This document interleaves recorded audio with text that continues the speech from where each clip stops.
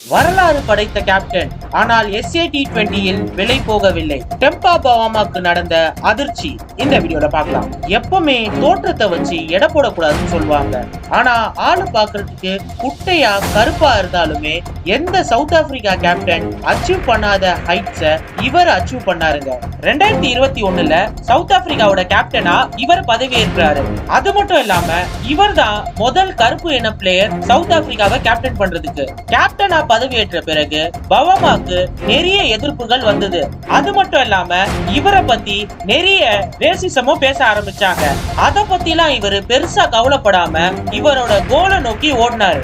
ICC ஈவென்ட்ஸ்ல south ஆப்பிரிக்காவை ஜோக்கர்ஸ்னு கூப்பிட்டாங்க. கிட்டத்தட்ட 27 வருஷமா கப்பே வாங்காம இருந்த சவுத் ஆப்பிரிக்காக்கு 2025ல வேர்ல்டு டெஸ்ட் சாம்பியன்ஷிப்பை ஜெயிச்சு கப்பு வாங்கி கொடுத்து அந்த ஜிங்ஸ் எல்லாம் பிரேக் பண்ணாரு. கடைசியா சவுத் ஆப்பிரிக்கா பாத்தீங்கன்னா 1998ல தான் கப்பு வாங்கியிருந்தாங்க. அந்த ரெக்கார்டை பிரேக் பண்ண ஃபர்ஸ்ட் கேப்டன் இவர் தாங்க.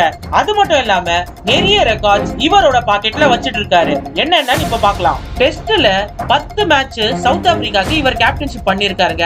அதுல 9 விக்டரி, ஒரே ஒரு டை தாங்க.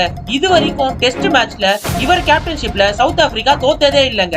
ODIல 42 மேட்ச்ல 22 மேட்ச் விக்டரிங்க. T20 ரெக்கார்ட் பாத்தீங்கன்னா 25 மேட்ச்ல 15 விக்டரிங்க. ஆக மொத்தம் ODIயும் T20 ரெக்கார்டும் பாத்தீங்கன்னா 60% சவுத் ஆப்பிரிக்கா வின்னிங் ரெக்கார்ட இவர் கேப்டன்ஷிப்ல வச்சிருக்காங்க. கேப்டன்ஷிப்ல தான் இந்த மாதிரி ரெக்கார்ட்னா பேட்டிங்லயும் நல்ல டீசென்டான ரெக்கார்ட் தான் மெயின்டைன் பண்ணிட்டு இருக்காரு. சவுத் ஆப்பிரிக்கா டீம் பெரிய ஹைட்டுக்கு கொண்டு போயிட்டு விட்ட பிளேயரை இந்த மாதிரி பண்ணி வச்சிருக்கீங்கன்னா மனசு ரொம்ப வேதனையா இருக்குங்க. என்ன நடந்துச்சுன்னா SA T20 லீகோட ஆக்ஷன் செப்டம்பர் 9ஆம் தேதி நடந்ததுங்க. நிறைய யங்கஸ்ட் பிளேயர்ல இருந்து ஓல்டஸ்ட் பிளேயர் வரைக்கும் ஆக்ஷன்ல சோல்ட் அவுட் ஆனாங்க. ஆக்ஷன்ல பிக்கஸ்ட் பை பாத்தீங்கன்னா CSKவின் நம்பிக்கை நட்சத்திரமான பிரேவிஸ் பாத்தீங்கன்னா 16.5 மில்லியனுக்கு விலை போனாரு. இந்தியன் மதிப்புப்படி 8.3 கோடிங்க. ஈவன் இம்ரான் தாகிர் கூட வந்து ஓரளவுக்கு டீசென்ட் பிரைஸ்க்கு சோல்ட் அவுட் ஆனாருங்க. நிறைய பேர் தெரியாத பிளேயர்ஸ் எல்லாம் சோல்ட் அவுட் ஆனாங்க.